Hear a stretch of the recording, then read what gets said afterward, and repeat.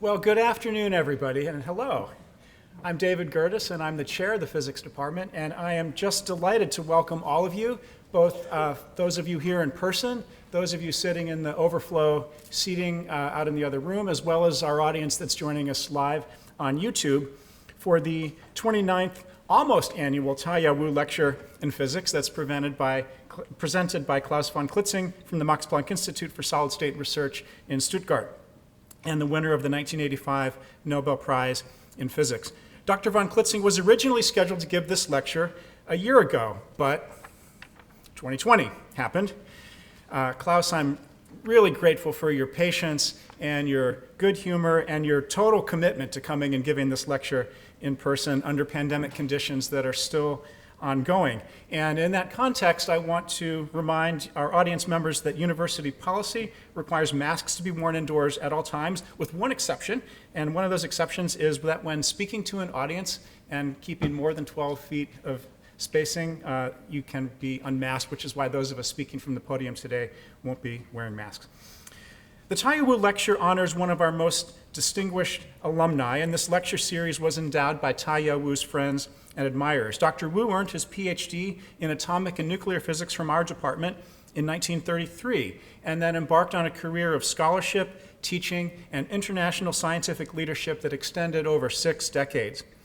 He's known as the father of Chinese physics, not only for his leadership of Taiwan's Academia Sinica, the equivalent of our National Academy, but for the generations of Chinese physicists that he taught and inspired.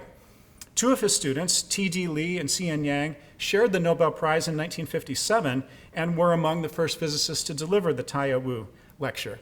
You can read more about Taya Wu's life and legacy in your programs. I want to welcome a few special guests. Larry and David Lineweber are here today. Larry's generous gift established the Lineweber Center for Theoretical Physics, and we're glad you can join us. I'd also like to welcome our friends and supporters from our fans of Saturday Morning Physics. Those lectures will resume a week from Saturday with a lecture from Professor Christine Aidala on the physics of music. Finally, a reminder that recording or photography during today's lecture is not permitted, and we will have time at the end of the talk for some Q&A. Now, to introduce our speaker, I'd like to invite Professor Roberto Merlin to the podium. Roberto is the Peter A. Franken Collegiate Professor of Physics, Professor of Electrical Engineering and Computer Science here at the University of Michigan, and his connection to our distinguished speaker goes back to his own PhD work at Professor von Klitzing's institution in Stuttgart. If you know Roberto at all, you're aware that he brings great energy and persistence and enthusiasm to everything he does, which made him the perfect person to deal with the US State Department when it came to getting visas for Klaus and his wife. It took phone calls to Washington and all kinds of stuff to navigate that process, and I'm really grateful for Roberto's help in making this in-person lecture happen. So please welcome Roberto today.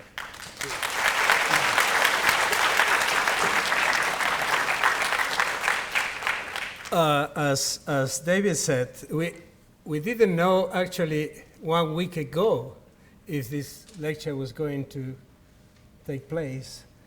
I will not describe the many bureaucratic steps that Professor von Klitzing and his wife had to endure to be with us today, but I will repeat what David said, that we are very grateful that you undertook these steps with enormous patience, a lot of good humor and grace. Thank you for that.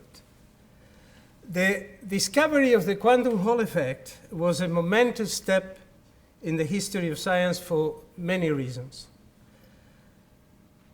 It was actually only the second time that the large macroscopic object was shown to exhibit quantum behavior that we commonly associate with elementary particle. The only other example was the Josephson effect in superconductors. It also revealed for the first time a purely topological effect. Rather soon after the discovery of the quantum Hall effect, it became clear that topology was the necessary ingredient to understand the robustness of the phenomena vis-a-vis defects and geometry. This realization paved the way for many developments in the field of quantum materials, such as the recent discovery of topological insulators, as well as research that led to 2 additional Nobel Prizes. The Nobel Prize in 1988 for the fractional quantum Hall effect that was awarded to Laughlin, Sturmer, and Tsui, and in some sense also to the 2016 Nobel Prize that was awarded to Thouless, Haldane, and Kosterlitz, the theorists. Professor von Klitzing's list of awards, honorary degrees, and membership in distinguished societies is very long. It's actually too long to go over it here. So let me just say that essentially he's a fellow of everything, a member of all distinguished societies, and that he has been awarded almost any prize a physicist could possibly receive. However, there is a unique honor bestowed upon him that I would like to mention. If I could please have this slide, Klaus. There it is. And this is the fact that there is a fundamental constant of nature and a resistance standard that carry his name. As shown in the slide, the list of individuals who share this honor is very short and includes the name of Planck, Boltzmann, Fermi, Avogadro, Bohr. The names are there, and you can read them, and other well-known scientists. So with this, I want to pass the podium to Professor von Klitzing. Thank you.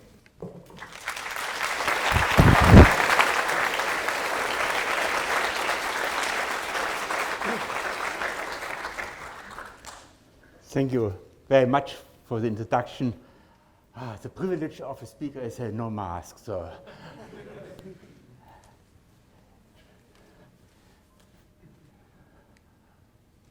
Okay, let's see.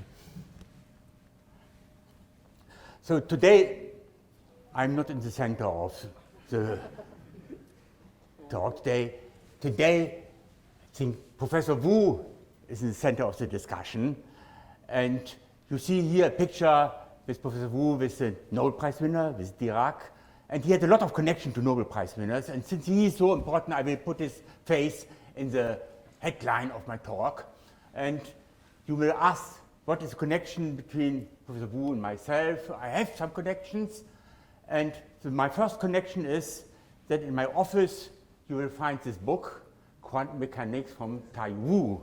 And you heard he had 2 students, both got the Nobel Prize. And if you look at this book, the forward, you will find these from Professor Yang, Professor Li. And if you open the book, then you see to Professor Klaus von Klitzing with compliments of the author in 1988 in Taipei. I gave lectures everywhere in the world, and he was one of these lecturers, and I think he would enjoy today this lecture. He was enthusiastic about this macroscopic quantum effect, which I discovered, and today I will speak a little bit about this discovery.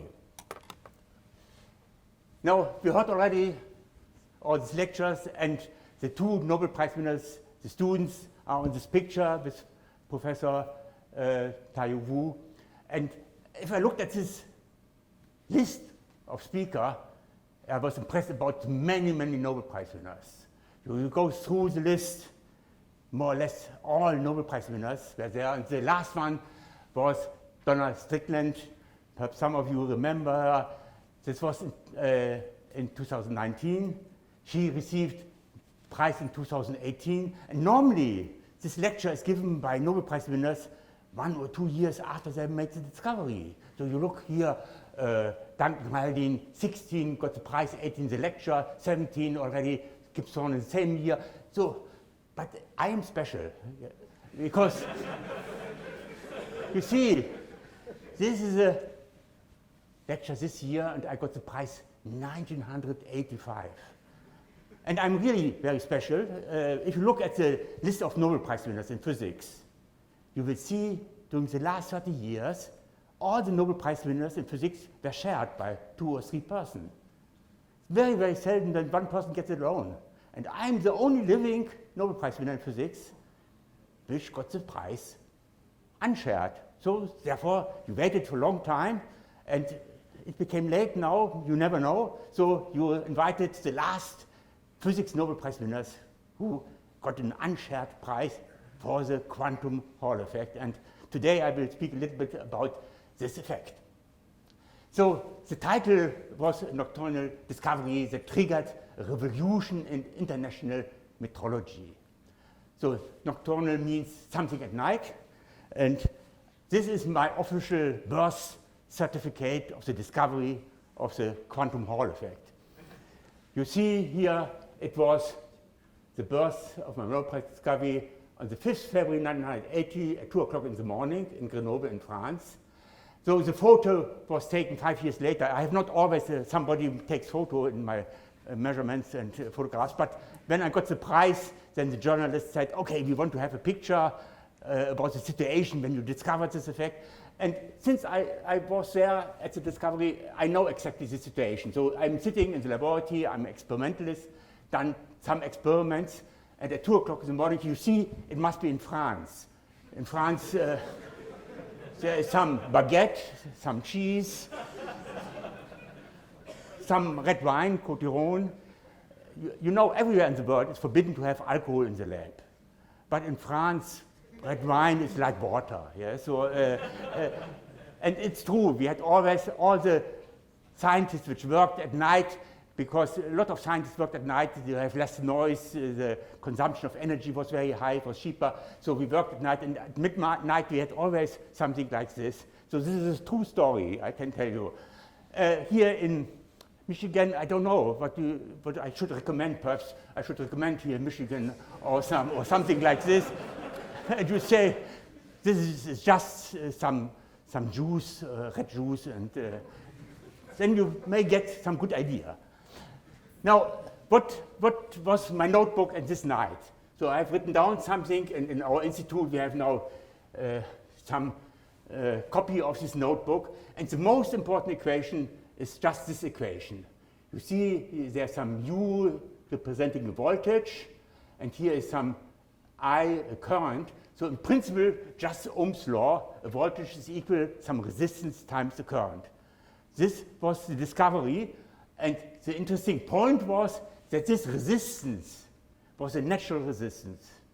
At school we always learn resistance changes with the length of a wire, with the diameter of a wire, with the material, with temperature, with all kinds of parameters. So this was a surprising result, a resistor which depends on H, the Planck constant, and the elementary charge E.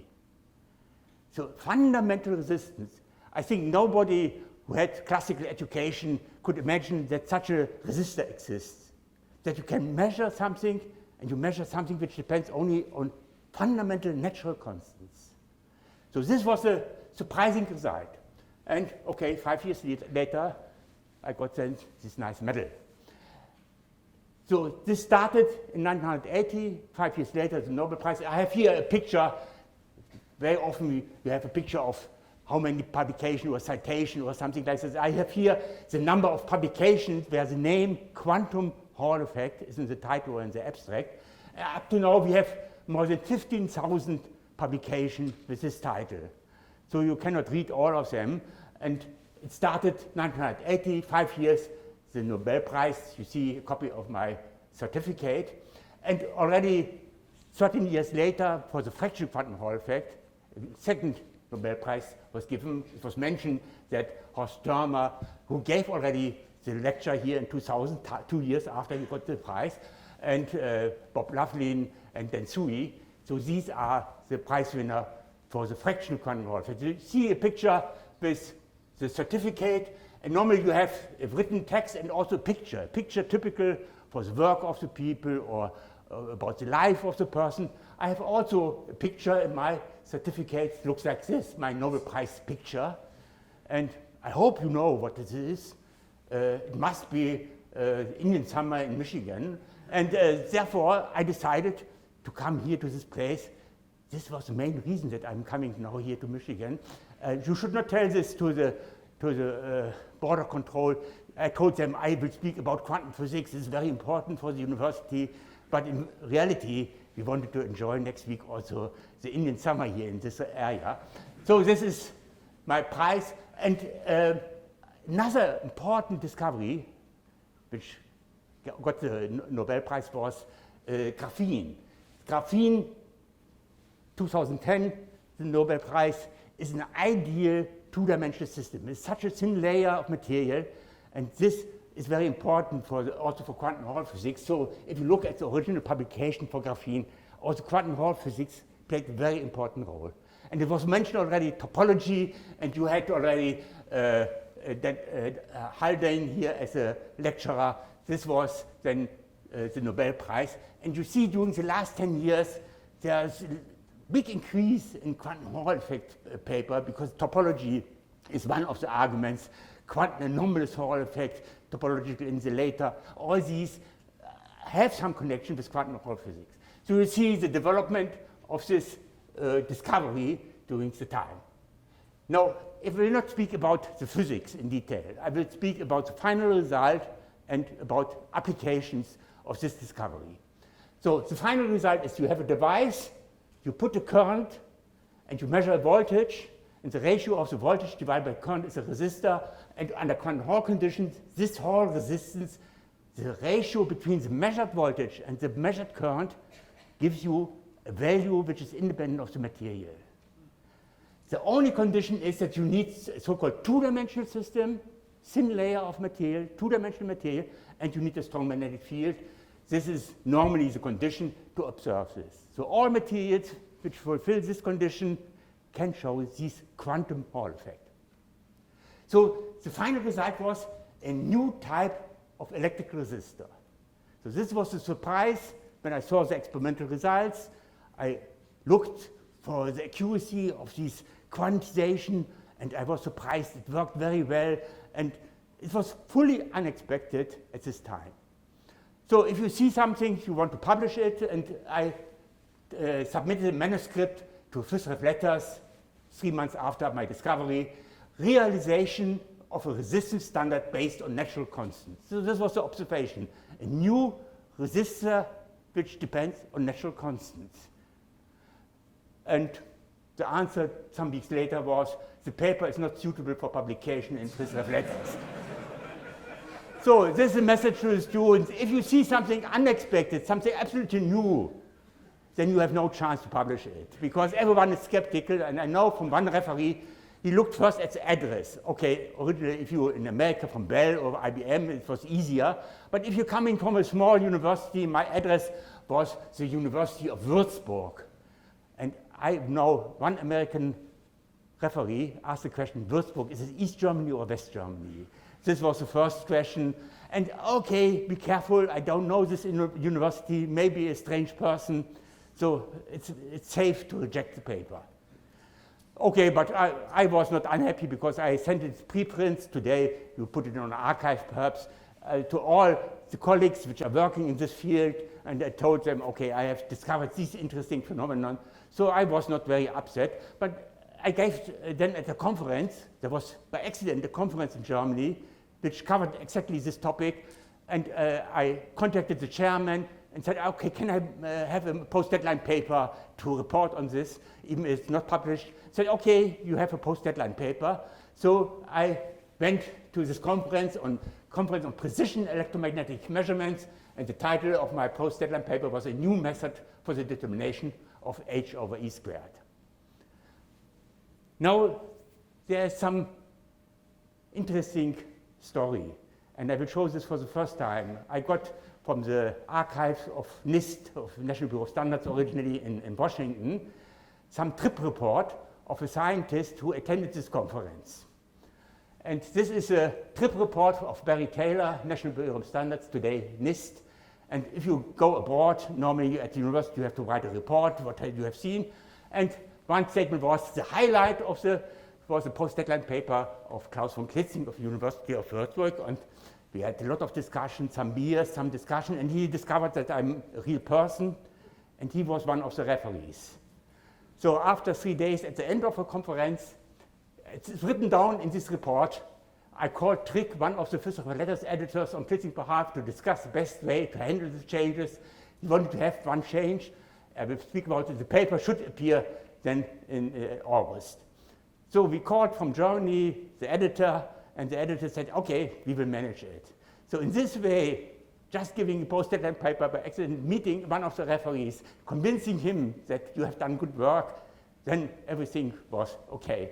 And we, in this discussion, the only recommendation of this referee, of Barry Taylor, was new title. And he was correct, and I will speak a little bit about this new title, because if you look at the literature, there is no paper about realization of a resistance standard based on natural constant. The paper should have a new title for the high accuracy determination of the fine structure constant. The fine structure constant in physics is just a number, is a magic number, 1 over 137 approximately. And this fine structure constant is identical with h over e squared, this quantity which you can see in the quantum Hall effect. So if you measure h over e squared, then you have also some information about the fine structure constant. And so these are the two different possibilities. If you have a new electric resistor with value of h over e squared, my idea was realization of a resistance standard, but the other idea is you can determine the fundamental constant h over e squared. And this was the recommendation of the referee to change the direction, because for one of these experiments, for the realization of a resistance standard, you need value of h over e squared, or for the determination of a fundamental constant, you need a calibrated ohm. So which one is better, and where is the impact bigger? And I will show you here at the time of the discovery, this was 1980, the value for the ohm, this is as a function of time, the accuracy of the ohm, the realization of the ohm, was better than for h over e squared. So you could improve by a factor of 10 the measurement of h over e squared by using this new discovery. Therefore, in 1980, it was the correct interpretation that you can use it to improve the measurement of the fine structure constant. But today, the original title is the correct one, because today the old title is the wrong one, and I will try to explain it to you later. So the publication finally in August 1980 was new method for high accuracy determination of the fine structure constant, and this is the wrong title today. I made a joke to Fusrev Letter. I said, okay, perhaps I have to write in Rackham after 39 years that I have chosen the wrong title for my publication. And Fusrev Letter said, oh, no, this makes a bad image for Fusrev Letters to correct something. They offered me to write an essay. It doesn't happen very often. I think Goldsmith wrote there's 2 or 3 times that somebody was allowed to write an essay in Fusrev Letters. So I was invited 2 years ago to write such an essay in Fusrev Letters, Quantum Hall Effect and the New International System of Units. And in these essays you have also the picture, the same picture as chosen today for this lecture. And it was accepted, or it was published on the 20th of May 2019, and this date will come up in different connections in my talk. The 20th of May is a very important date for the metrology. Metrology is the science of measurements. So, and because on this day, on the 20th of May 2019, the International System of Units will switch over to a new definition based on constant of nature. So this was 2 years ago that we have a big change in our measurement system. And I mentioned also, okay, the quantum Hall effect was very important for this, and ironically, the title of publication in Fusrev Letters that introduced the quantum Hall effect is inaccurate in view of the revised units. And perhaps at the end of my talk you will understand why it's not the correct title which was chosen at the original publication. Okay, this 20th of May was a special day for the science of measurements. It was really the start of the biggest revolution in metrology since the French Revolution. And there was a lot of activities, a lot of publicity, press communications, the International System of Units fundamentally better than before. And I will start with our old definition of our units, and then I will show you the development and the contribution of quantum Hall physics to this change. So everyone in science knows that we have 7 base units. 7 base units, and everything you can measure in biology, in chemistry, in high energy physics can be traced back to these 7 base units. And these base units are the second for the time, the meter for the length, kilogram for mass, Kelvin for temperature, ampere for electricity, candela in the optics, and mole for the chemists. So these are the 7 base units. And these base units should be very, very good reproducible to have a consistent system of measurement. If everything can be traced back to this base unit, you need very well-defined units. And how are these defined? I think since 2019 we have a new definition for 4 of these base units. When I was a student, I learned the kilogram. The kilogram is a piece of metal in Paris somewhere, and this is by definition the kilogram. This is not correct today anymore. So you should forget this. The kilogram has some connection to the Planck constant. Today, the Planck constant has a fixed value, and you can think about experiments using this fixed value to create an experiment to realize the unit of a kilogram. I will discuss this later. The same has happened in electricity. The ampere was defined originally. If you have 2 wires, a current of 1 ampere is flowing, then you have a force between them, and in this way you have the definition for the ampere. This was the old definition, also disappeared 2 years ago. The ampere is today defined by a fixed value of the elementary charge. So these are values which are fixed without any uncertainty. These are fixed numbers, and then you can think about a realization of a unit. So if you know the charge of an electron, you can say, okay, I am counting the number of electrons per second, then I have a current, and therefore you realize the current. So these are the changes, and the same has happened with other units, the Kelvin, the temperature scale. Remember, the triple point of water, the melting of water was a fixed point, and it was defined as 273.1575 Kelvin. Also this disappeared. This is not today the official definition of the temperature scale. The temperature is connected to a fixed value for the Boltzmann constant. And the number 4 is the mole. When I was a student, I learned the mole is the number of atoms in 12 grams of the isotope C12. This was the old definition. Today, we have a fixed number for the Avogadro constant. So this is the final result of the whole change. So everyone who wants to leave and survive for the next examination can leave now. This was the scientific message of our new international system of units. So our units are today based on fixed numbers of fundamental constants. And then you have to think about experiments to realize then the different units. And I will speak a little bit about this realization. You see, the Planck constant is fixed, the elementary charge is fixed, then h over e squared, the quantum resistance I discovered, has a fixed number. You cannot measure it. Like today, you cannot measure the velocity of light. The velocity of light is also a fixed number. If you have an experiment which says you measure the velocity of light, this is a wrong definition. You cannot measure it. It is a fixed number. You can realize a meter. If you have an atomic clock and the velocity of light, then you can realize the length of a meter.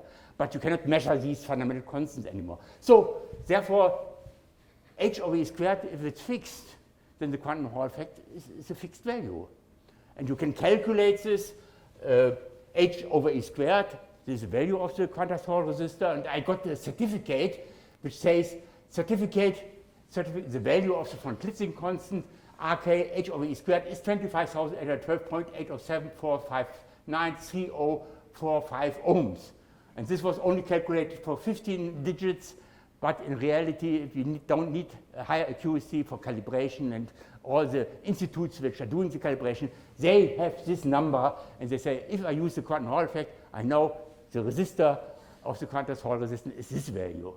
And then they can do the calibration on the basis of this.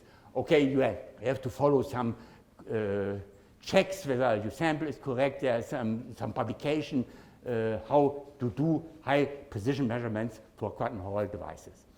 So this is a quantized Hall resistance, and this is really the most stable resistor in the universe. And I know that the referee who rejected my paper and he attended my post-deadline paper, 1 week after my talk, he organized already a task force at NIST or National Bureau of Standards to do these experiments.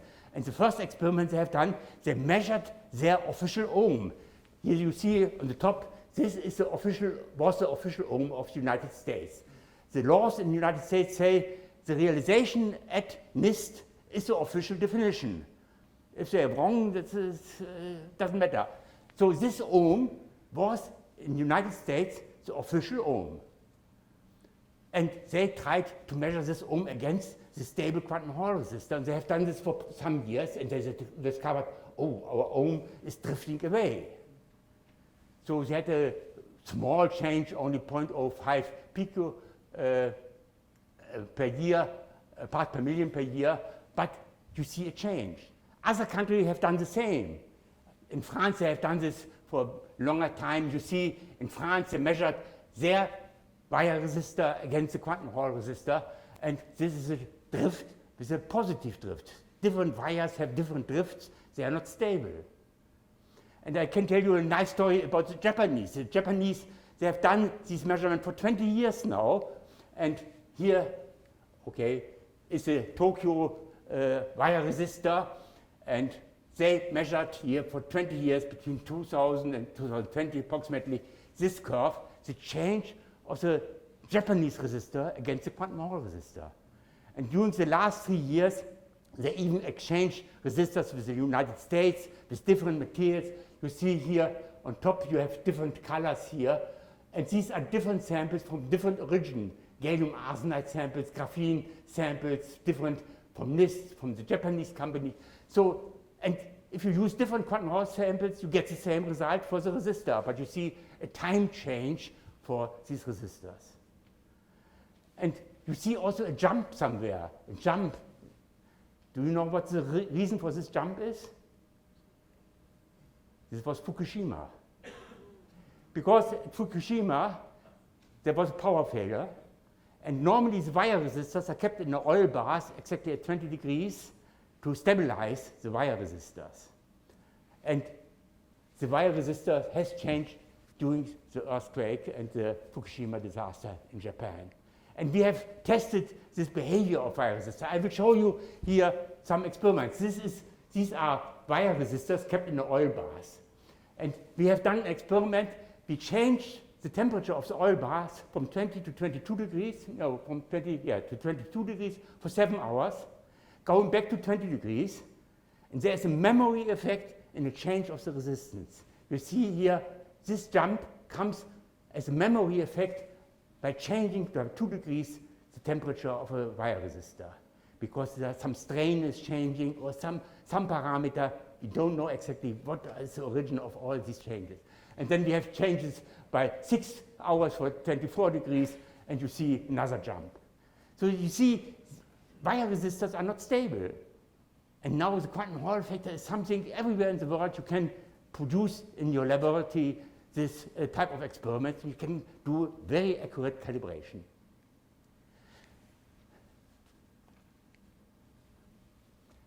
But how do you know, before the discovery of the quantum Hall effect, the calibration of the ohm? Because we have a consistent system of base units, and these base units in principle can be used to realize the ohm. We have Ohm's law, we have the identity between electrical and mechanical energy, and if you combine all these laws, then you can point out that the ohm has some connection to the ampere, to the kilogram, to the meter, and so on. So how do we realize an official ohm in our old system before the quantum Hall effect? And a very clever idea was by Thompson and Lambert, and they published even a Nature article, by calculating the capacitance. So if you have here 4 metallic rods, here is a cross section, and if you measure the capacitance between 1 and 3 or between 2 and 4, then you have the general result.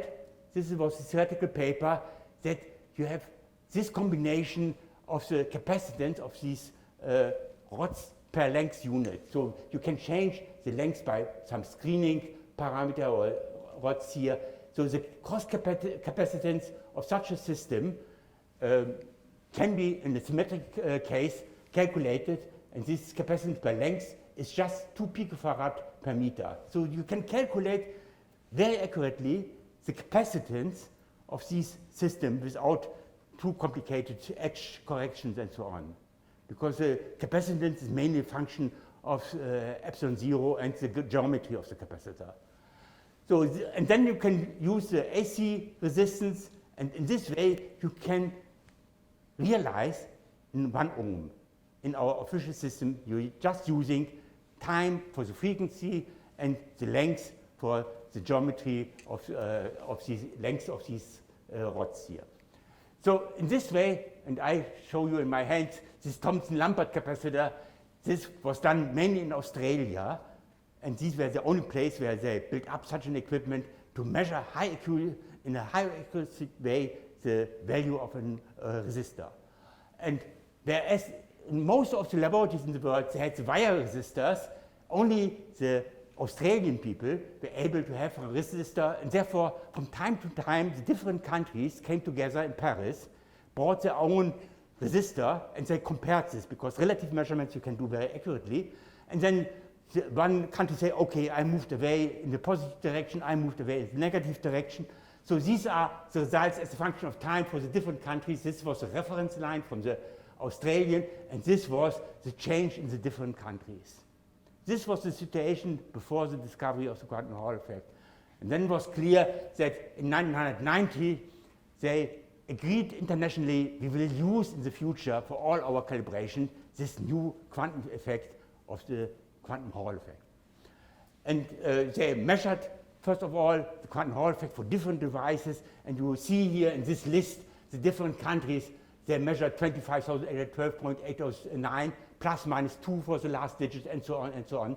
So all countries used different samples, and they found with very high accuracy everywhere the same value, and the uncertainty was mainly the calibrated reference resistor, the ohm.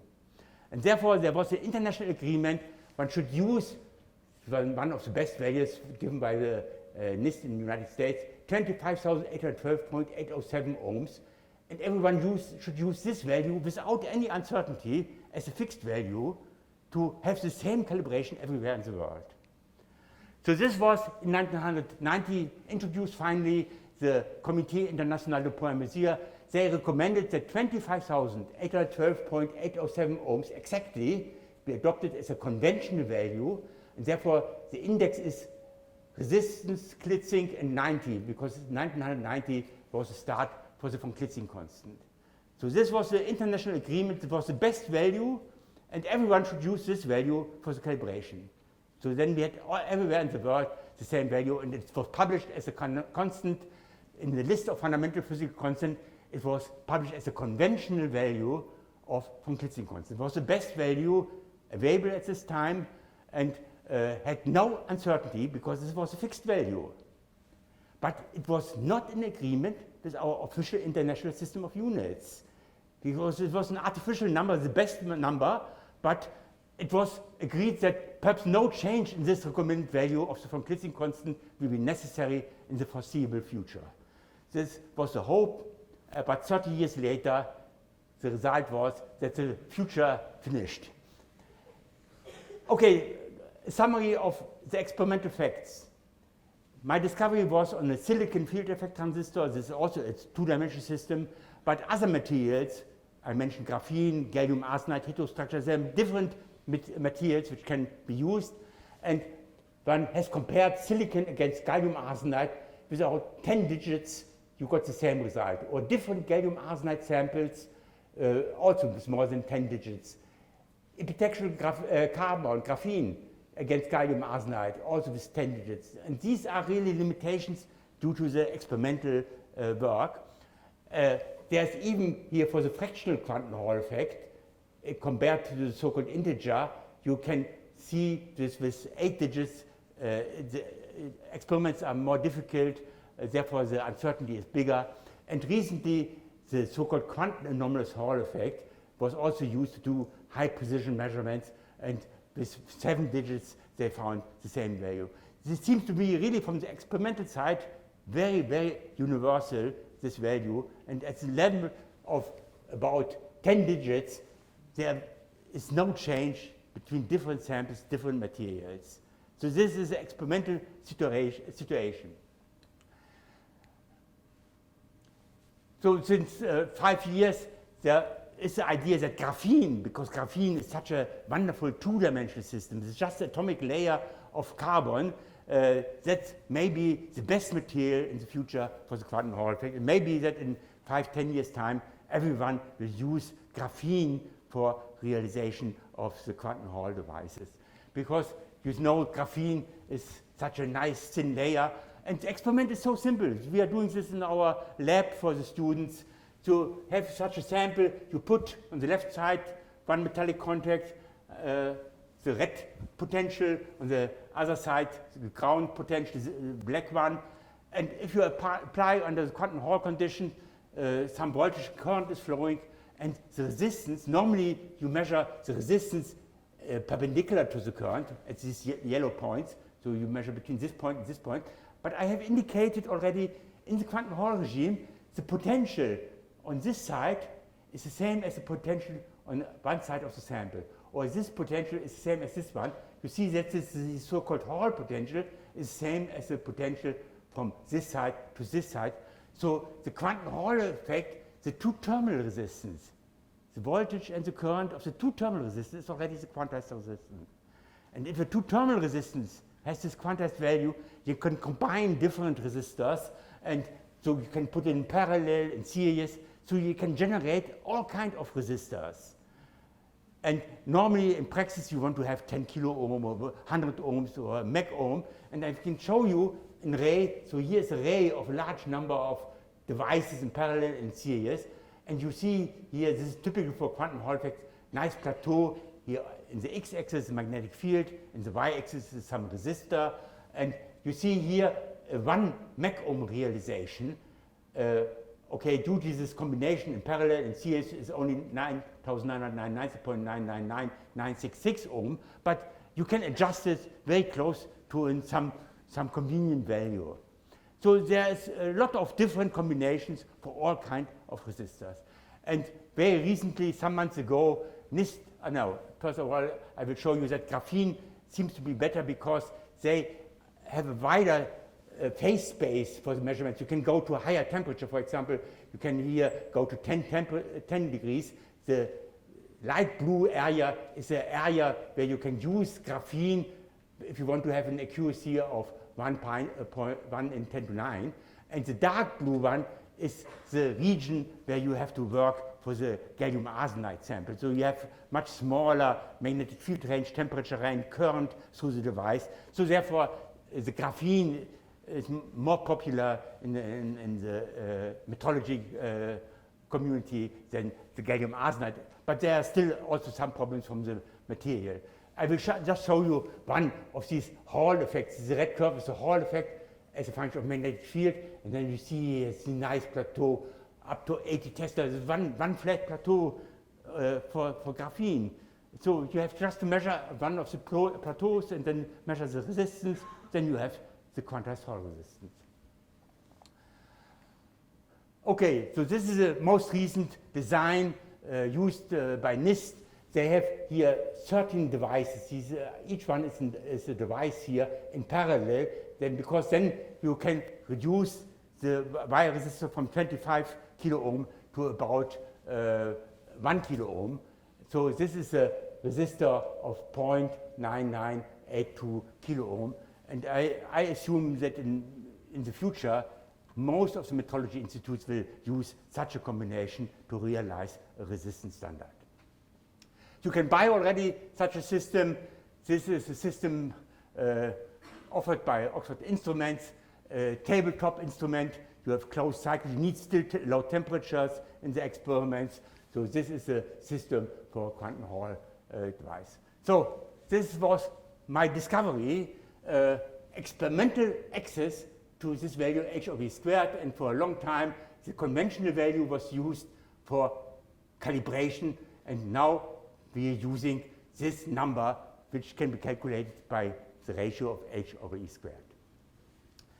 This was shown already, so this is my privilege to have my own constant, and in the Roberto showed already, starting with Newton, the Newton constant, and you find here all the constants with a name, and the only one which are still alive are Josephson constant and von Klitzing constant. So we are the only living constants in the world. And I have a picture. This is the only picture of these living constants of Brian Josephson and myself at a Nobel Prize winner meeting in Lindau. So this was done 5 years ago with Brian Josephson and myself. Now, Brian Josephson he has discovered something which is very similar to the quantum Hall effect, but not for an electrical resistance, but for a voltage. The Josephson effect, I will not discuss the details. He is a theoretician, and he predicted something which worked very well. A voltage which appears if you have two superconductors. You have here a superconductor, another superconductor, and a very thin insulator where you have tunneling. And if you put some radiation, microwave radiation on this, a voltage appears across this structure. And this voltage also depends only on fundamental constant. And I can tell you, when I discovered the quantum Hall effect, I was inspired by the Josephson effect. I knew how the Josephson effect was important for high precision measurements. So therefore, immediately when I saw my effect, I had the idea to do something similar to the Josephson effect for the electrical resistance. And this is the voltage, so you have a quantum number n, is an integer number, then you have the frequency for the microwave radiation. This can be calibrated with atomic clock, and this proportional constant is then the Josephson constant. And this effect works also very well, and the United States were the first one who used this as an official definition for the volt in the United States. So, because the improvement was by 3 orders of magnitude here. Up to the time of the discovery of the Josephson effect, electrochemical cells were used. So electrical cells with 1.108 volts were used. But you see here, they could improve with the Josephson effect, and therefore the National Bureau of Standard immediately accepted this as the official definition of their volt. So this was a publication already in 1993, definition of the US legal volt via the AC Josephson effect. They discovered this is a very stable effect, much better than the chemical cell, and they published, we will use in the future a value for this Josephson constant 2e over h with this number. This was the best number for the United States volt, and they have chosen this one. The problem was that the French have done also similar experiment, and they used a different value for the Josephson constant. This was a French value. And then in Russia, it's slow now. Russia, they used a different one. And then the community, international community, they agreed to use a number 4 one. So we had 4 different volts at this time, because each country used a different relation for the Josephson effect, the value for 2e over h. And if you look at the different volts in the different countries, if you bought a calibrated voltage source, you should know which country calibrated the source. It was small, but it could be measured. And therefore, there was also, in 1990, some agreement in this year where also the quantum Hall effect was introduced for this conventional von Klitzing constant. In 1990, they also agreed to introduce some conventional value all over the world for the Josephson constant. So each country had to adjust their volt to this new conventional value, and therefore you could find then in the fundamental constant literature these values for the von Klitzing constant and for the Josephson constant. I showed you this already for the Klitzing constant. So this value was the international agreement for the Josephson constant. So we had then at least for the volt and for the ohm, with the index 90, because 1990 was introduced, some fixed value, which was very stable, could be used all over the world, so that we have really some homogeneity all over the world. And this was also replaced 2 years ago. And I will discuss this slide once more. The quantum Hall effect, Josephson effect, they are connected to h over e squared and 2e over h. And if you use the quantum Hall effect with AC current, then have also for the capacitance and for the inductance, you have a calibration related to fundamental constants. And I will now focus a little bit on the mass, because the kilogram is the most popular unit, base unit, and most familiar. I could also speak now about the temperature scale, how the influence of quantum electrical units are for the noise in electrical circuit, and you can deduce the temperature scale also from electrical measurements. But I will concentrate on the mass, because it's the most fascinating unit, and for the public, I think it's always interesting to tell something about the origin of the mass and the change. And in the New York Times 2 years ago, you could find this headline, the kilogram is dead, long live the kilogram. This is typical for the French Revolution. And there was a long article about the new definition of the kilogram. Everything was explained from a scientific point of view. But in the next week, there was some notes to the editor from the readers, and said, I read the article, and it still didn't tell me how much a kilogram is. So how much is a kilogram in terms that the average supermarket shopper can understand? So this was a question, and I'm always confronted with this question, perhaps modify this, that all students at Michigan University can understand. And I hope in the next 10 minutes I can explain you how you can realize the new type of kilogram related to the Planck constant finally. So don't worry, that's my first message. Very often I ask, okay, what has happened with the kilogram? So if you have at home a gold bar and say it's 1 kilogram, a kilogram remained exactly 1 kilogram at the day of the change. So it was the 20th of May 2019. At this day, everything was identical within the uncertainty of our knowledge. But in the future, this kilogram will be more stable. So don't worry. Perhaps some of you are not familiar with metric system, so you should write to NIST, and then they can give you here a list to have the conversion. So 1 ounce is 28 grams, and 1 pound is 0.45 kilograms. These are just numbers, so there's no uncertainty in these calculations. But you know, many use still pounds instead of kilogram, and you can calculate this.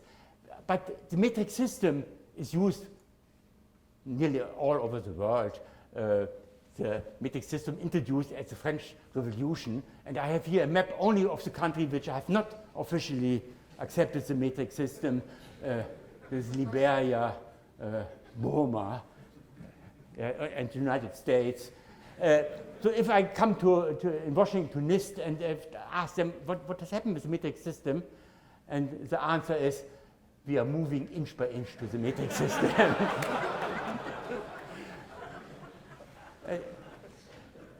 You know the disaster with one of the satellites. In 1999, NASA lost 125 million climate orbiter because one station used metric system, the other one, the English units, and this was a disaster, yes.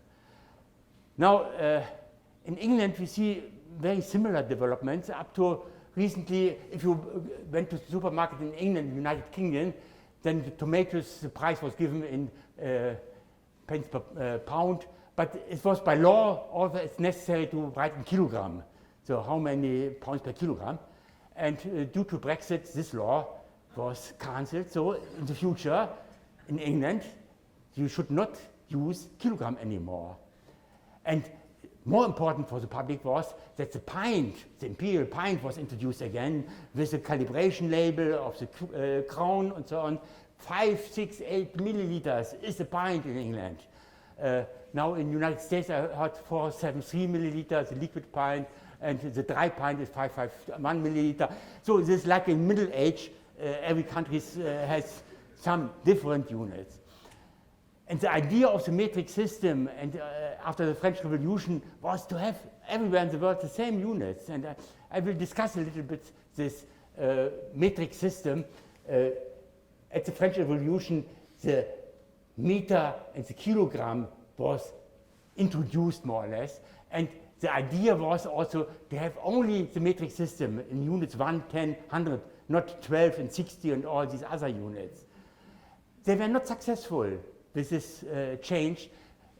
By law, the time was also defined as 10 hours per day and 1 minute, 100 seconds and so on. But there was a protest on the street because the worker on the street, they had the feeling 1 week is 10 days and then we have to work longer. And you know, the French are very sensitive if they have to work longer.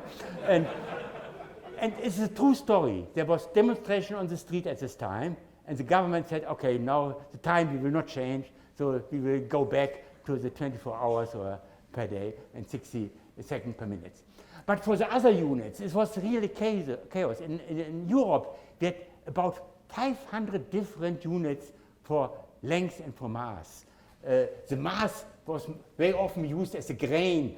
The English grain was 64 milligrams, the French grain 53, the German grain 65. And for the length units, foot, L, cubit, lines, there's so many different units that there was the idea at the end of the French Revolution to have this definition for the length and for the mass. And you know all that the meter should be equal to 10 millionth part of the quarter of from North Pole to the equator. And a kilogram should be more or less 1 liter of water, because water was everywhere available, and the distance from the North Pole to the equator, each country could try to measure this, but it's so difficult that there was an agreement we produce a standard kept in Paris, and this is a reference standard for this definition. So these were then the official units for the mass and length, but it took a long, long time to introduce this in the whole country, and the so-called meter convention, and now the date, the 20th of May, is important because on the 20th of May, 1875, there was a big international conference in Paris.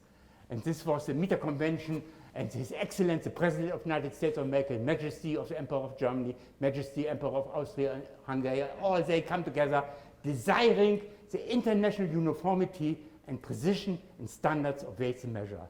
So this was the birth of our system of units. This was the first international agreement between many different countries, and now many countries joined this to have these standards. And this was really a big event. For this conference, they produced copies of the meter and the kilogram, and all of the emperors got a copy, bring it at home, say this is now the new standard. And I have here the different copies of the different countries. In Germany, we have, in the meantime, 3. One was damaged in the World War II. In the United States, you see here, this was one of the standards of the kilogram kept in Paris, kept in Washington. But the official one is only the big K. This is the one which is kept in Paris. And the other one are the copies. They should be close in agreement, but there are problems. So the definition up to 2 years ago was the kilogram is a unit of mass. It is equal to the mass of the international prototype of the kilogram. This was the definition. So if this piece of metal disappeared, nobody knew what a kilogram is, because by definition, only this piece of metal. And you could go to this place. I visited this place different times. If you go to Paris, normally you look at the Eiffel Tower, but here at the Seine, you're going down to this park, and at this park, there's the Bureau International pour Mesure, and you can visit this place, and the kilogram is kept in this building here, okay. And once a year, there was a big conference. The people come together, different countries had a key to a safe where the kilogram was. And I have one video, I hope it will work, at one of these conferences where they could look at the kilogram whether it's still there, and there was also comparison with the copies of the kilogram to find out whether everything is stable. So this is the situation of such a conference, the kilogram at the Bureau International Parmesier. You see here the key number 1, key number 2, key number 3, and the director of the institute. He knows the code of the safe. I got once offer to be the director of this institute, but the contract says you have to live in the building to take care of the kilogram. And this is in a park in Paris. I prefer in Paris to stay at other places than in a park in Sèvres. So now they are opening the safe, and everyone is happy if the kilogram is still there. So this is a kilogram, yes. So when I visited this kilogram, I made a joke, so I want to steal the kilogram. Because in the literature you can find Dampflamp, official prototype of the kilogram, mysteriously losing weight. So there was a discovery by comparing the official one against the copies, there are some differences.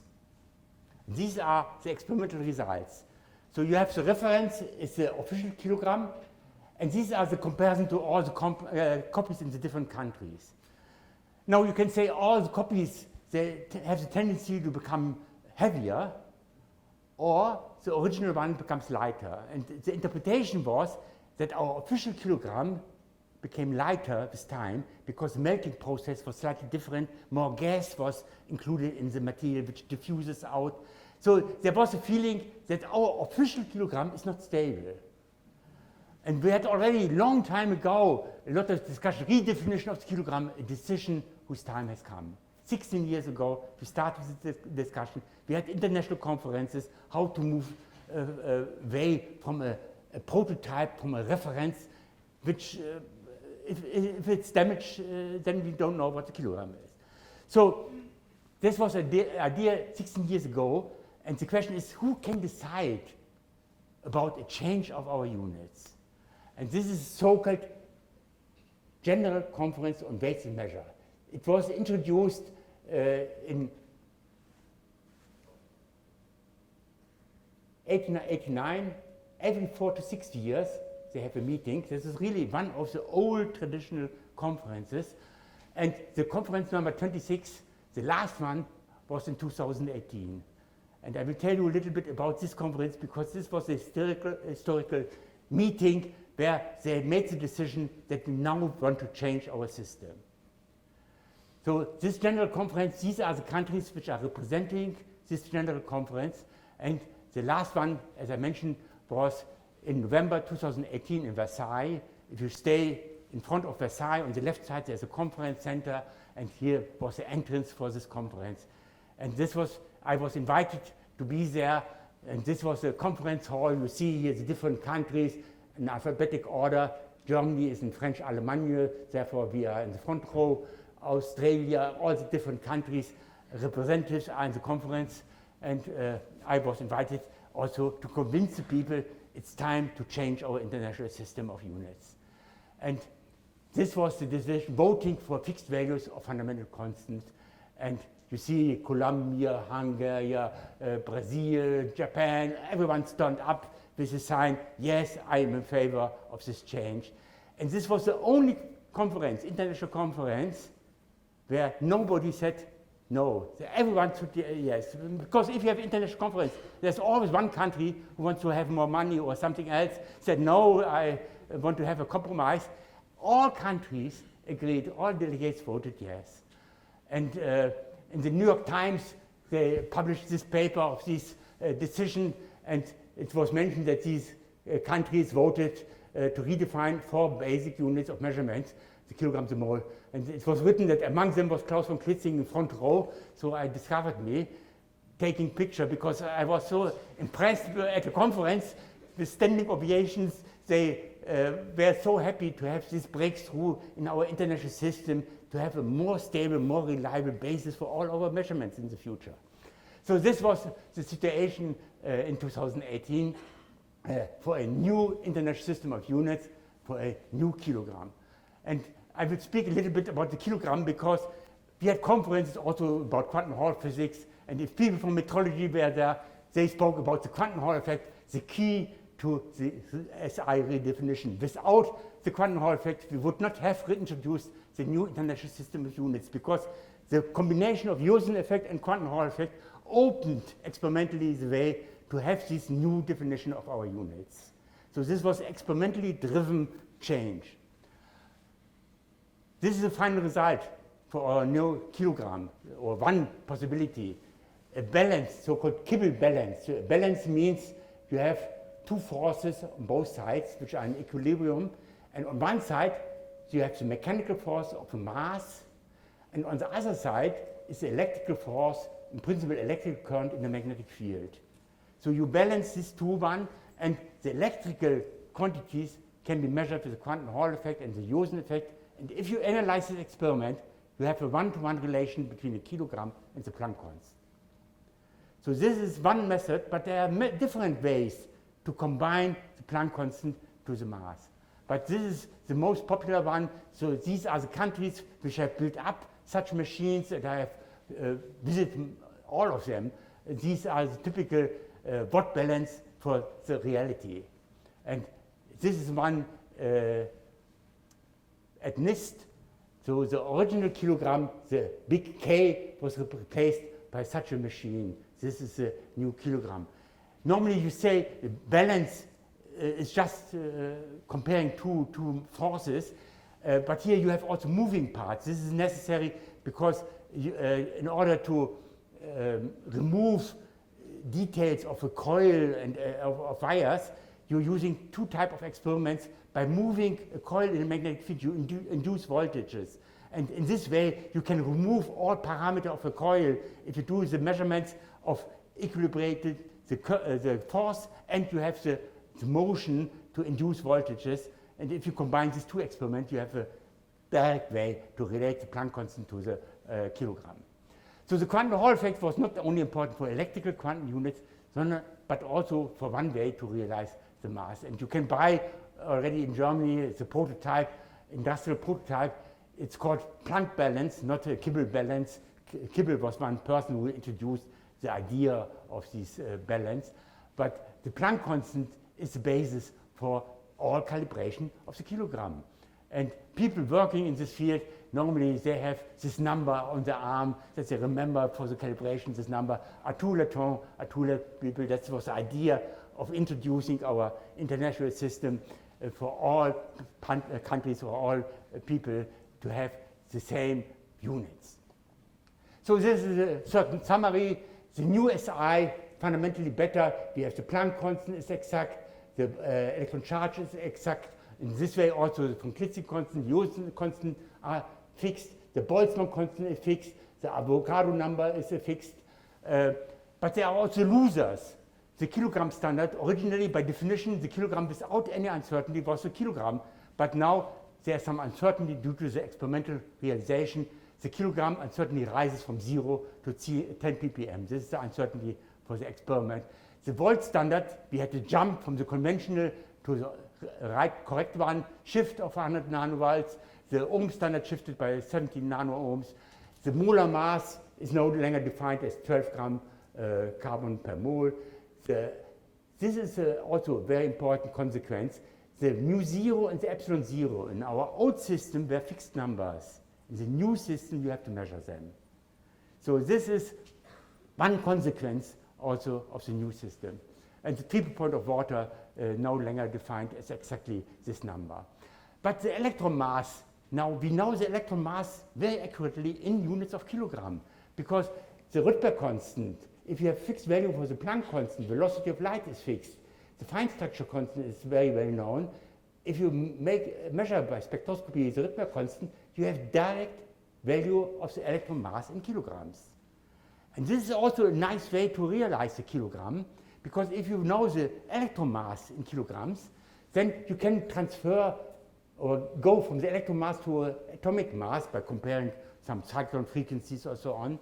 And then you count the number of silicon atoms and you can realize the kilogram. This is a quite different way to realize today a kilogram, so-called Avogadro way. So you have here a silicon device, a sphere, you know the volume, and if you know the lattice constant, you know the number of atoms in this sphere. And in this way, you can realize a kilogram. So I have one of these kilograms in my hand here. But there's also a lot of problems. You have to measure the diameter of the kilogram, and if you measure this with scanning tunneling microscope, then you see it's not a plane where there's always some facets, and you can measure the roundness to 99 nanometers. You have always at the surface some oxygen layer, you have some water layer also. And so there's a lot of corrections, but the final uncertainty is the same as for the Kimball Bell lens. So we have two independent experiments, and they give, fortunately, the same result. So we have a one-to-one relation between the Planck constant and the kilogram. And at this conference in Versailles, there was an exhibition of models of these two realization of the kilogram. One is this Avogadro kilogram, and one is the balance kilogram. So the development of the mass unit, originally we had grains as a standard for mass measurements. Then we moved to 1 liter of water, which was available everywhere in the world. And now we have this universal constant, the Planck constant, as a reference for the realization of the kilogram. And if you look at the change, there was a drift of the kilogram up to the last year, and now in the future, as long as we believe that fundamental constants do not change with time, we have a stable reference. And if you do the same plot for the electrical resistance, we had in each country before 1990, because the wire resistors in the different countries were different drifts, up to the definition in 1990 for the conventional von Klitzing constant. Then in 2019, we had a jump to adjust this to our official international system of unit, and we hope that we have now a system which is constant forever. So constants of nature are the most stable basis for a universal system of units for all time, for all people. Thank you for your attention.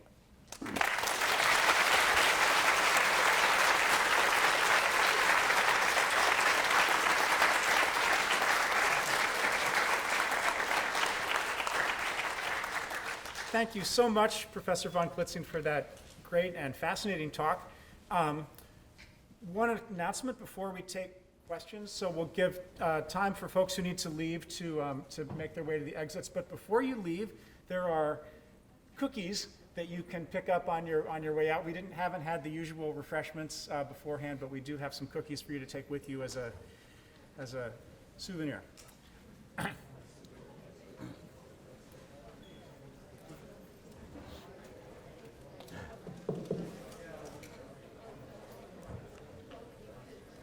If somebody has questions, you can still ask me. So if you have questions, just raise your hand, and Roberto or I will come find you with the microphone.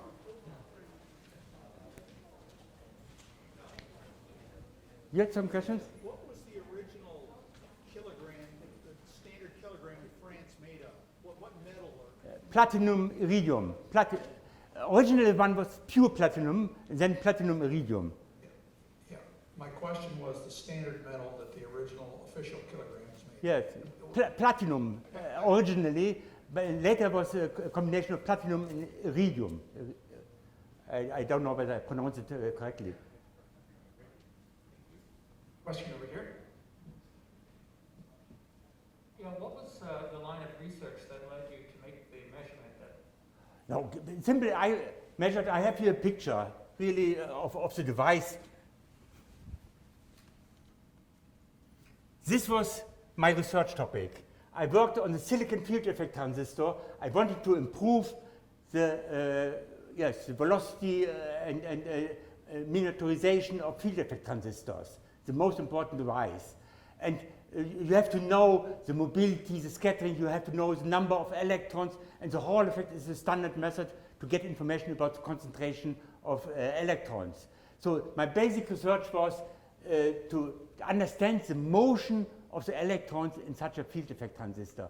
What type of scattering effects are important? So, and at low temperature you can freeze out vibrations, the phonons and so on. Then you get a clearer picture about impurities, about surface roughness, and all the kind of things. So my idea was to improve and to understand the microscopic properties of a field effect transistor, the most important microelectronic device. And the unexpected discovery was that in the Hall effect for two-dimensional system, you don't need information about the geometry of the device. And this was a surprising result. So therefore, I wrote down basic research on the most important device in microelectronics led to an unexpected discovery, the quantum Hall effect. Did you immediately appreciate the significance of that discovery, or did you think something must be wrong? No, next morning, so I made the discovery at 2 o'clock in the night, and the next morning I called already the Metrology Institute in Germany and asked them, are you interested in a resistor H over E squared? And I called from the High Magnetic Field Lab in Grenoble, and the question of the Metrology Institute was, H is a magnetic field, I know, H is a Planck constant. And later the person told me he made a dimensional calculation whether H over E squared gives you really the dimension of a resistor, and said, I cannot believe it. And he invited me to give a talk at the National Bureau of Standards in Germany, and therefore I was accepted as a post-deadline paper at the conference because one of these people were involved in the organization of the conference. So I knew already at the next day, this may be important. And you should know, I studied in Braunschweig, where the National Bureau of Standards in Germany is located. And as a young student, I worked already in high precision measurements, and I was in the department for high accuracy measurements of electrical units. So I was calibrating electrical resistors as a young student at this institute. And when I have done my habilitation in Germany, if you want to become professor, you have to to write a new thesis, and you have to give a public talk to demonstrate that you are able to give lectures. And one condition is also to speak just for 45 minutes, because this is one time slot for a lecture. And you have to submit to the committee, to the department, 3 topics where you could prepare within 2 weeks such a public lecture.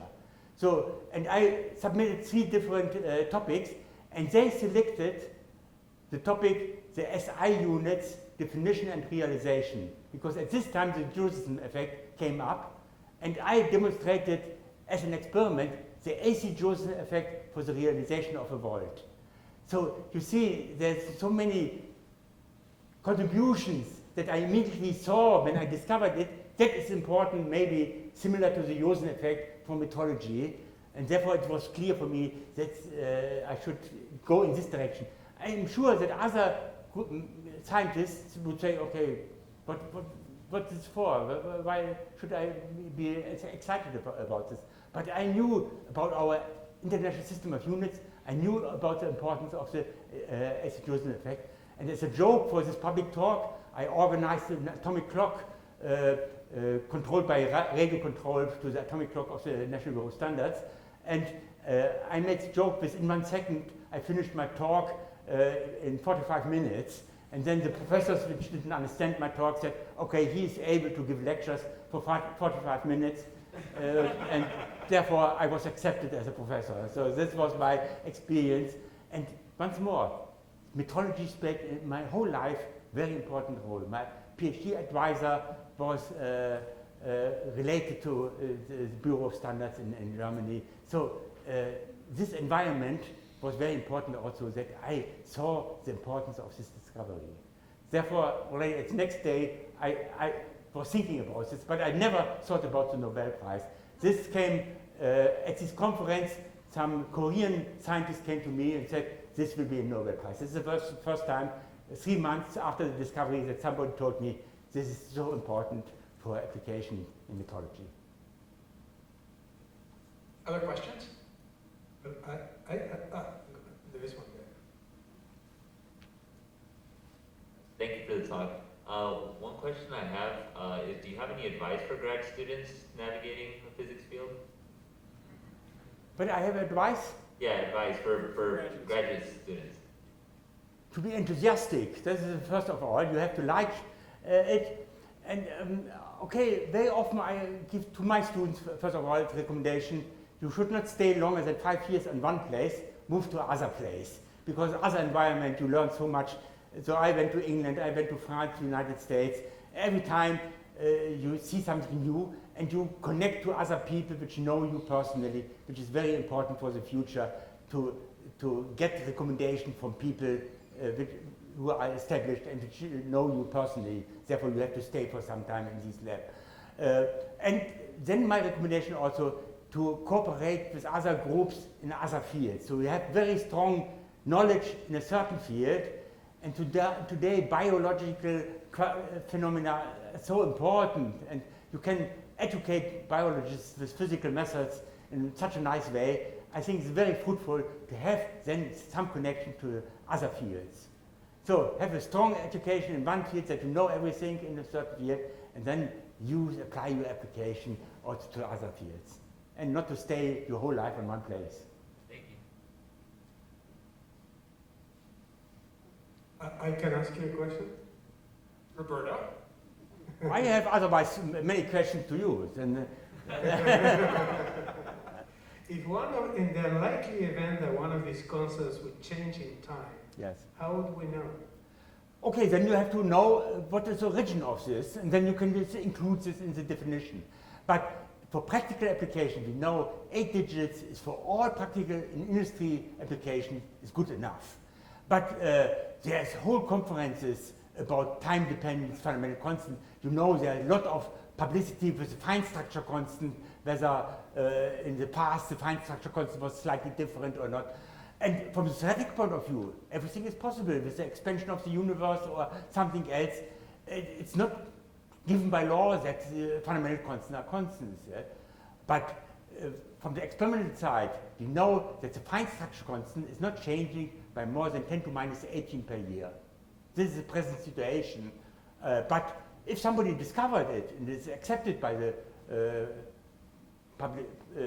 community, this will be a Nobel Prize. If somebody can prove we have time variation of fundamental constants, and constants which have no dimension are the most useful one, therefore the fine structure constant is very useful. And a lot of people are working with the comps, with frequency. You can look at fine structure splittings, at the ratio for different atoms, and they're doing long-term investigations, and each year the uncertainty becomes smaller, yes? So to find out whether the contribution of the fine structure constant in the spectra changes with time. Yeah?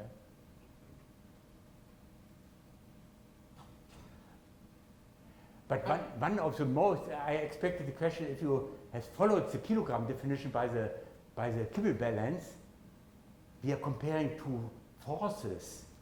And the force of a kilogram is given by small g.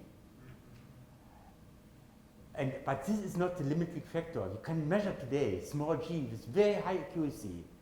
So always close to this equipment, you have a vacuum tube with a mirror falling in vacuum, and you have an accurate value at the time of your measurement of small g.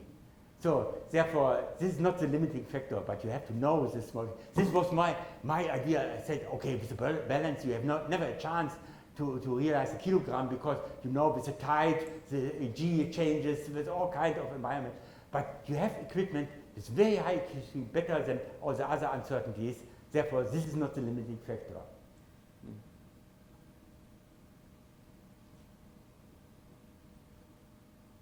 Larry, did you have a question? Yeah. Was this, all of these new measurements effective in 2018, you said? What was the significance of 2018, and have the measurements been accepted throughout the scientific world? They are. But 2018, there was the official recommendation to change our system to fundamental constants, but in such a way that we don't see too much changes with the established system. In principle, there was a discussion to say, okay, keep the von Klitzing constant and the Josephson constant, and throw away elementary charge and the Planck constant, because you can also define h over e squared and h over e. But one wanted to keep the relation between the traditional base units, the kilogram. If you use the most famous equation E mc square and E h nu from Planck and from Einstein, you see that some connection between mass and Planck constant exists. And electrical current related to a charge is also easier to understand than flux quantum h over e or h over e squared. But from the practical use, but could have also other definitions to fix the value for h over e squared, to fix the value for the Josephson constant, and then from this you can calculate the Planck constant and the elementary charge. So this is really, you could choose everything within the uncertainty of the situation of the experiment at this time. Therefore, the 10th digit of my constant is just an artifact of the original definitions. Yes, there's no meaning of the digits of the von Klitzing constant. It has millions of digits before your periodic starts, and but okay, you have to you need a set of fundamental constants to have the same situation as before. Yeah? So, and I think for the velocity of light it was the same. The velocity of light was measured for a long time using the meter, but then finally the meter was not accurate enough to measure the velocity of light, and therefore it was switched. We fixed the velocity of light, and we have a realization of the meter by using atomic clock and a fixed value for the velocity of light. So, and this idea, which started already with the velocity of light as a fixed value for fundamental constant, now this has been expanded to other fundamental constants. Thank you. But Here in the back. All right. May we know what is the meaning of a spin Hall effect? the spin Hall effect, there's many different Hall effects. Anomalous Hall effect was measured. The spin Hall effect, there's all of them show the same quantization. There's different phenomena. In some of them, they work even at zero magnetic field because you have magnetic material inside, and you can have the quantization even without external magnetic field. So one value I showed you was obtained without an external magnetic field, but you have more or less an internal magnetization in your sample. So there are different phenomena, not only the fractional quantum Hall effect, the integer, the quantum anomalous Hall effect, and the quantum spin Hall effect. All of them have some similarities to the integer quantum Hall effect.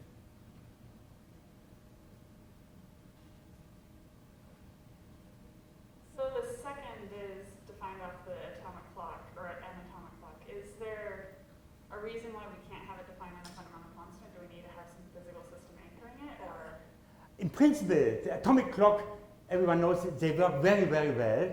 Therefore, they are still in operation. The cesium clock is still our definition, but we have much, much better clocks today with cold atoms. We have single atom clocks, and there are even nuclear clocks that some transition in the nucleus can be used because they are much sharper to have a clock. And in the future, we will have a change in the time. We will go away from the cesium clock to some other clock which have a better stability, sharper lines. So this will happen in the future. But on the other hand, the time is the weakest, from a scientific point of view, the weakest point in our international system, because the gravitational potential influences the time. We can measure today height difference for 10 centimeter with atomic clocks, because gravitational potential influences it. And if you go back to the original idea of Max Planck for the Planck units, he introduced big G, the gravitational constant, is a much better fundamental constant than a transition in an atomic system. And therefore, the atomic clock is not a fundamental phenomenon. It's very nice reproducible transition, but there's some internal weakness. It would be much better to fix big G and throw away the atomic clock, but the experimental realization is not possible to have from the big G some accurate measurements, because it's so difficult to measure it. Therefore, it's always a compromise for practical application. And this was one of the weaknesses of the system. We have no chance to include big G, which is a much more important fundamental constant in our international system of units. Because you could say, okay, the big G is very easy to define the mass. If you have fixed the big G, in principle, you have a definition of the mass, but nobody can do accurate measurements. So, conclusion is, atomic clock works in a practical way so fine that we will not change it, but there are some weakness, and we will have also a change in the definition from the cesium clock to some other rubidium, or I don't know which clock will be finally win in the new definition. This will happen perhaps in 6 years.